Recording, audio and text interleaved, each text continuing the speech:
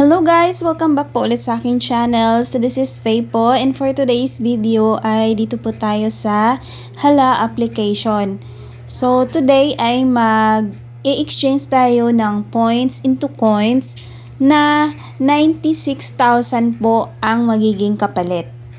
Ayan. So para po ito sa mga agent dito sa Hala application. So open natin yung application. So kailangan guys, dapat 100,000 points po ang inyong points para maka-exchange.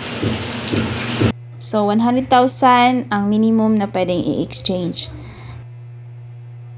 So dito sa baba, meron dyan coin seller. Dyan po tayo dadaan. So i-click nyo po yan. And then ito po yung bubungad sa inyo. So, meron dyan transfer, recharge, saka exchange. So, dito tayo sa exchange. I-click nyo po yan. And then, tapos itong costume exchange. Click nyo po yan. Tapos, dito naman po, ay ilagay po natin 100,000. Kasi 100,000 lang naman exchange natin. So, please input the recharge amount, multiples of 100k. So, lagay natin 100,000. So, ayan guys, 96,000 yung magiging palit niya.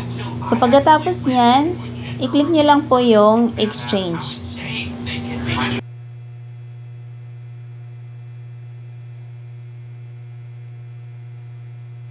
Ayan, andyan na siya guys, na exchange na siya. So, meron na tayong 96,000. So, pwede natin tong i-benta. Yan, kapag meron bumili na members mo, pwede mo ring ipang transfer sa sarili.